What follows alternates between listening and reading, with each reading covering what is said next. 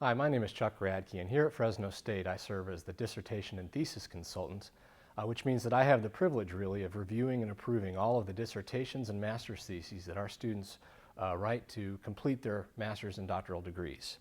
What I want to share with you today are some of the criteria that I use to assess your documents. I want to go through a little bit about the electronic submission and review process, then introduce you to some resources that are going to help you get your dissertation or thesis approved in a timely and efficient manner. The first thing I do is I assess a document in light of what we call the Title V Education Code here in California. The Title V Education Code was established for a lot of reasons, but one of them was to set forth the criteria for what a dissertation or thesis should look like. And there's some very general things that the dissertation or thesis should do, but primarily that document needs to evidence original thinking, critical thinking, and those are some subjective things. I kind of come in on the objective side. I'm looking more at things like formatting, accurate and thorough documentation. So I'm looking at where the margins are, where the line spacing is, where your page numbers are placed. All of those objective things that I can help you through efficiencies built into something called the thesis template, that I can help you format your document and we can get it ready to put it on the shelf. In the old days, this used to be done when your moms and dads and your professors did their dissertations and theses. This used to be done through somebody called the ruler lady. And she was literally called the ruler lady because she had a ruler in her hands, and these folks would bring in their documents, they would place them down on her desk, and she would literally measure the margins to see if they were accurate. And if they weren't accurate, it was doomsday for the student, because the student then had to go back and retype, this was in the day before computers of course, retype their entire thesis, their entire dissertation. Well, we've gotten rid of all that old school stuff now, and I'm kind of like the high-tech ruler lady. I do measure margins and I do measure page number placements and line spacing and things like that, but I do it in a much more technologically savvy manner.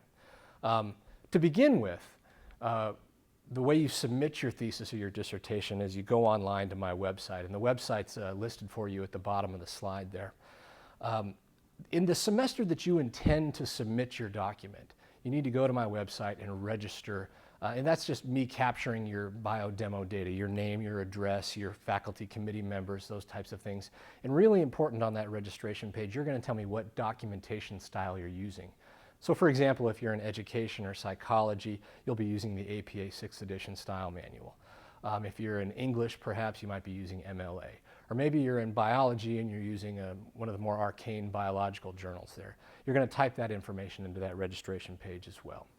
Once I capture that information, I'm going to send an email to your 3 committee members who you identify on that registration page. And those committee members are going to be informed that you, the student, have registered to submit a thesis in such and such a semester, and when those 3 committee members are ready to approve it, they're going to go to step 2 of the registration process, and they're going to electronically approve your document through the website. They're going to read a statement, and the statement's going to say something to the effect of, "We, the undersigned, agree that the thesis of the following student meets the required standards of scholarship for the university, and it's ready to be reviewed." They're going to type in their name, their email address, type in your name, and hit submit. And once that submit button has been hit, they're done reviewing your thesis. What they're telling me there is that as far as they're concerned, that thesis is ready to go up on the library shelf. And the only person after that who can tell you or can help you make changes would be me.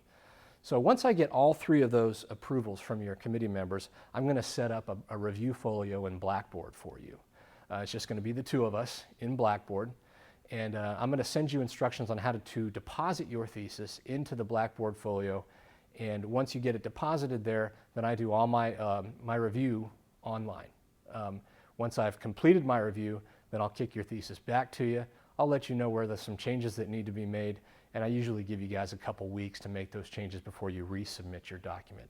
So it's a pretty easy process, and really it can be done from the comfort of your own living room sofa. Used to be that you'd have to drive the thesis in, plop the paper copy down, go home. I would review the paper copy with a red pen, and then you'd have to come back and pick it up. None of that's in play anymore. This is all something that you can do from your computer. So what am I looking for when you've submitted your thesis, once you've got it deposited into Blackboard. The first thing I'm going to look for is the format of the document. And by format, I'm talking about things like margins, line spacing, page number placement, organization of the preliminary pages. And these are all important factors because what we're doing is we're creating a book for you that's going to go on the library shelf. So for example, if your left margin is not at 1.5 inches, which is what the guidelines require, your text is going to disappear into the spine of that book. And so I need to make sure that all of those objective things are satisfactory, that when we create that book for you and put it on the library shelf, that pages aren't crooked and things like that. So I'm looking for those types of format issues. I'm also looking at documentation. So for example, if you're an APA student, I'm going to make sure that the documentation within the body of your thesis matches the documentation in the references list. So for example, if you put Johnson 2010 in your thesis, I want to make sure that it says Johnson 2010 in your references list and not say Johnson 2011. So I just make sure that according to the California State Title V Education Code, that you are exhibiting within the body of your thesis accurate and thorough documentation. Also in that documentation piece is currency and credibility. I want to make sure that the stuff that you're citing is recent, it's current. I want to make sure that the most recent thing you've cited isn't 1989, because I'm going to say, well, there's been 20-something years of research that's gone on in that area since then. On the credibility piece, I want to make sure that you're using peer-reviewed journals for your sources and not Wikipedia. Okay? So let's make sure that when you are doing a lit review, for example, that you're going out there and you're getting stuff that's out of peer-reviewed journals, professional journals, written by people who are professionals in the field. After documentation, then I'm looking also for plagiarism. This, of course, is a big deal in thesis and dissertation writing these days. I want to make sure that the work that you are putting out there is truly representing you and truly representing the university. Now, sometimes students unintentionally plagiarize. If that happens, for example, I would have ways to help you fix that. But what we want to avoid doing is we want to avoid a situation where you're cutting a bunch of stuff from the internet and pasting it into your document and then representing those words as your own.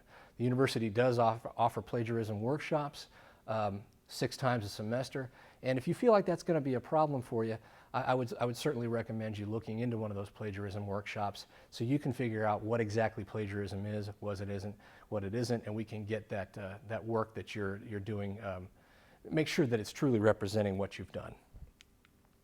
Copyright infringement. That's another issue where some students will be wanting to use, say, scales or surveys or pictures, things that there's a federal copyright protection against. Now, there's a difference between use and reproduce, and I want to make sure I get that across to you now. You can use things in your thesis. For example, you can use a survey, and you can cite that survey within the body of your thesis. It's when you want to reproduce that survey entirely and, say, put it in an appendix that you may run into some trouble. I want to make sure that you're not violating copyright law by taking somebody else's copyrighted protected work, reproducing it in your thesis, and then disseminating it. So I'll look for that and make sure that you don't get in trouble doing those types of things. Finally, I'll look for basic grammar and mechanics. Now, I want to tell you that I'm not going to read your master's thesis or doctoral dissertation word for word every single page. I will read quite a bit of it. And I want to make sure when I'm looking at your basic grammar and mechanics that you do have a command of the English language and that you're able to express yourself clearly and articulately in your research and your writing. If, for example, I've read 20 pages of your document and I see that it clearly hasn't been proofread or edited, I won't go any farther. What I'll do at that point is I'll just draft a letter to you and your thesis chair, and I'll send it back to you and I'll say, hey, this one's not ready to go yet. Okay, we're just going to have this, make sure that this document's proofread and edited before we can move on any further. So do make sure that before you submit that document that you have proofread it, that it has been copy edited, and that it's nothing that you'd be embarrassed about. When I talk about format requirements and I talk about general format requirements, again, things like margins and line spacing, there's a document on the website called the Guidelines for Thesis Preparation. That's available as a PDF. And it's free for download. What I would do if you're at the beginning of the thesis process is just go to my website, grab it, place it on your desktop, and start reading it. It's probably about 20 to 25 pages in text, and there's a lot of images and a lot of graphs, a lot of things that'll accompany that guidelines that'll help you as far as models. Margins, like I said, 1.5 inches on the left. That's a very important margin because that's the side where we put your book into a spine. We want to make sure that that left margin is clearly 1.5 inches so you don't have your text disappear. Headings. Right now, the university's guidelines call for headings that are centered, side, and what we call a third level paragraph heading. Those are all underlined. And those rules for headings will override your style manual's rules for headings. So for example, I'll use APA again. A first level centered heading in APA is a bold-faced heading. In the guidelines for thesis preparation, that first level centered heading is not bold-faced, it's underlined. And the reason for this is that the university wants to create a blueprint, if you will, where all the master's theses look the same. They have the same style for headings. So this is kind of like the Fresno State style, if you will. So that's what the guidelines for thesis preparation governs in that regard for headings. The order of the elements. The guidelines for thesis preparation will dictate an abstract followed by a guard sheet, which is a blank page, followed by a title sheet, followed by an approval sheet. And all this is set up for you within the thesis template. So you don't have to order this at all. All you have to do is follow the map that I've created for you in this thesis template. Pagination is also governed by the guidelines for thesis preparation. We begin numbering the pages on page 1 of the first page of the thesis proper. In the thesis template, you'll notice that there are no page numbers appearing on the first pages of any chapter or section, so the first page number you'll see is actually page 2 within the body of the thesis. Font style and size is another thing the guidelines govern. What I don't want you doing, of course, is going out and getting a Times or a Courier new size 16-point thesis font and trying to make your thesis really long when it doesn't need to be. There's in fact 4 styles on the thesis website that you can choose from. There's Bookman, there's Times New Roman, Palatino, and Courier. You can use one of those 4 styles for your thesis template, and that's what we give you a choice of. Finally, table, figure, and placement. What we do with the guidelines for thesis preparation is we have you embed your tables and figures within the body of your thesis. So for example, in one paragraph you might reference figure 1. Figure 1 needs to follow as closely as possible to the paragraph in which it's referenced. So if you have figure 1 referenced at the top of your page, the paragraph ends maybe a quarter way down the page, then figure 1 will sit right there in the middle of that page, and then the text will follow figure 1 after that. So then the process of embedding would go on throughout the thesis until you're all done. So some guidelines for style journals will tell you to put your figures and tables at the end of the document so they can embed them for you. We're just asking at the dissertation and thesis office that you do the embedding process. And if you need help with doing that, I'm certainly available to meet with you and help you do that. Now, in addition to the general format guidelines that you find in the guidelines for thesis preparation, there are some specific format guidelines that you're also going to have to follow. And this is where your style manual or your journal comes in. The APA, the MLA, the Turabian, the Journal of Animal Science, whatever it is that you're using to document your sources. And those specific format requirements will again govern the documentation both in text and at the end of text. So the way those sources appear within the body of the thesis, so for example, APA will use an author, comma, year format. MLA will use an author page number format. Those are the guidelines that will govern how those sources will look when you cite them in the body of the thesis and at the end of the text. And all that minutia that goes on in those references lists. You know, last name followed by a comma, followed by initial, followed by a period, followed by another initial, followed by a period. All that stuff needs to be followed to the letter when you're doing your documentation. Numbers and percentages is another thing that these style manuals will tell you how to do. A lot of students don't realize that these big style manuals tell them a lot more than just how to cite their sources. Turabian, for example, will have you use a numeral for a percentage and then have you write out the word percent. APA has you use a numeral for a percentage and then always use the percent symbol. Okay, so you want to look up the numbers section or the percentages section in each one of these style manuals to find out how you should render numbers in the body of your thesis. Abbreviations is another one, and this is really important for those who are writing in the sciences. Those who are writing in the sciences will always be called upon to abbreviate units of measure, like grams or centimeters, or units of time, like hours, minutes, seconds, days, weeks, and preceded by an Arabic numeral. So you want to make sure that you're looking into those guidelines for authors in those style manuals to see how those should look. Finally, table and figure layout. The general guidelines will tell you that table and figure placement, those are to be embedded. How those actual tables and figures look and how they appear on the page, that will be governed by your style manual. So for example, APA, when they ask you to create a table, they'll tell you not to put any vertical lines in your table, just horizontal lines going across. They'll tell you to center data under the column headings, those types of things. And each one of these style manuals and each one of the guidelines for authors in some of the more specific journals will give you guidelines on how to create and how to make your tables and figures look within the body of the thesis. Some of the resources that I have available for you to get this done are primarily the Dissertation and Thesis Office website. There you're going to find the guidelines for thesis preparation, which I've already told you about. You're going to find Word document templates that are going to be really useful for you. Along with those Word document templates, you're going to find tutorials on how to use them. I've loaded onto the website PowerPoints.